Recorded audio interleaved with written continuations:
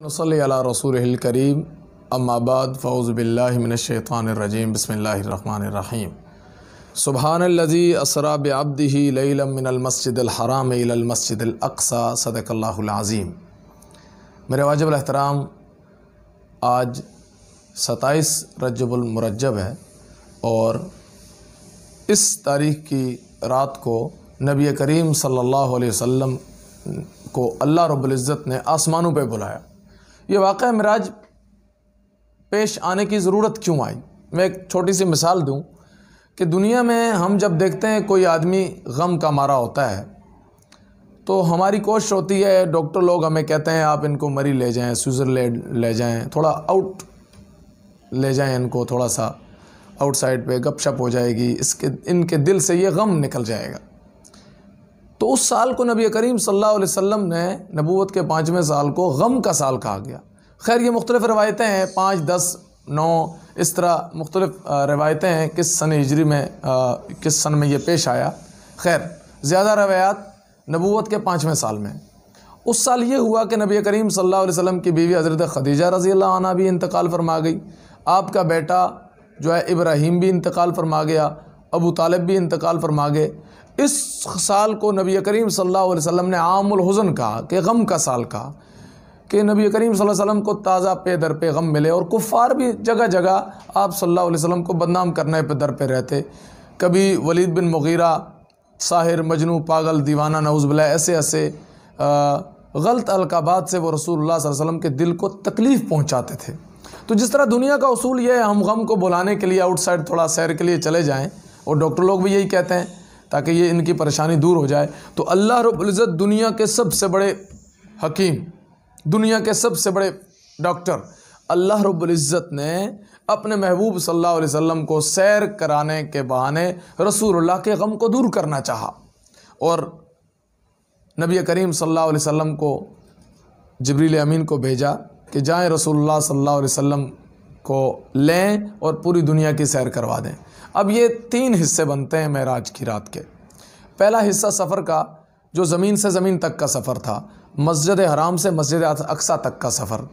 दूसरा सफ़र मस्जिद अक्सा से सिदरतुल मुंतहा, नूरियों की दुनिया तक का सफ़र।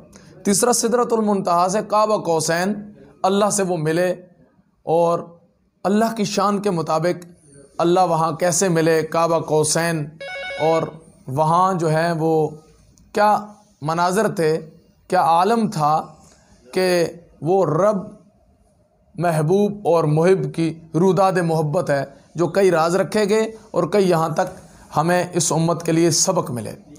अल्लाह के महबूब सल्लल्लाहु अलैहि वसल्लम ने मेराज के मौका पर कुछ वाक़यात ऐसे देखे जो आके उम्मत को बताना लाजमी समझा और इबरत पकड़ाई।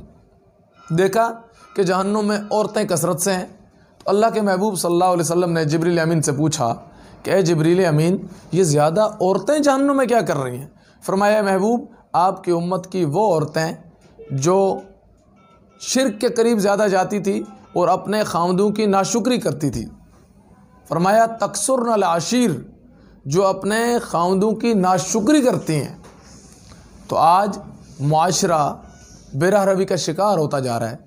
कहीं मेरा जिस्म मेरी मर्ज़ी के नाम पर औरत हुकूक लेने चली हुई है। भाई, मेरे अल्लाह ने जो आपको हुकूक दिया, अपने खामद के लिए खाना गर्म करना, अपने वालिदैन की खिदमत करना, ये कोई बुराई नहीं है। बल्कि अगर आप बेटी बन कर के ये कहना चाहती हैं कि मैं बाप के लिए या खामद के लिए या भाई के लिए मैं खाना गर्म करना अपनी तौहीन समझती हूँ, तो तुफ़ और लानत है ऐसी औलाद पर जो ये समझे कि मुझे वालिदैन की खिदमत और खामद और भाई की खिदमत करने पे तो शर्मिंदगी हो रही है और बाहर की लोगों के ताने सुनते हुए उसे कोई शर्म नहीं आती कि मैं बाहर क्या कर रही हूँ। तो आज तकसुरन आशीर का मुआशरा मिसदाक बनता जा रहा है कि खामदों की नाशुक्री होती चली जा रही है।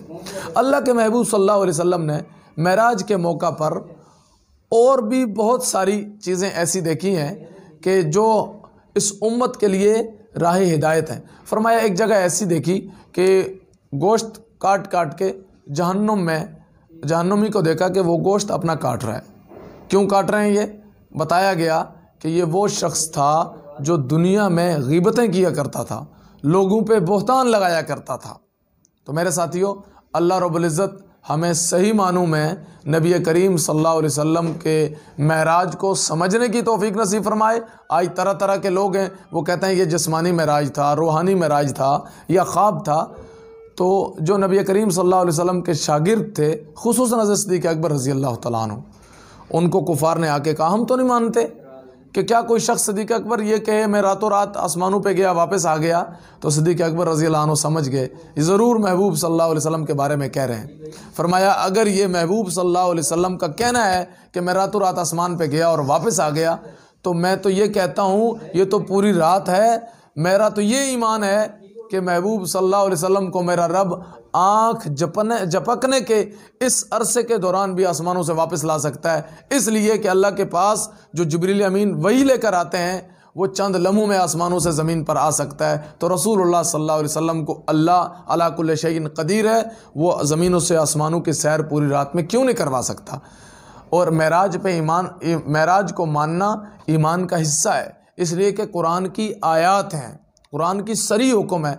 अल्लाह हमें कुरान के हुक्म को मानकर बहरूपियों से बचने की और नबी करीम सल्लल्लाहु अलैहि वसल्लम के हर मौजज़े को समझने की और उस नबी करीम सल्लल्लाहु अलैहि वसल्लम की तालीमात पे हम सब को उनकी तालीमात पे अमल करने वाला बनाए। व आखिर दावाना अल्हम्दुलिल्लाहि रब्बिल आलमीन।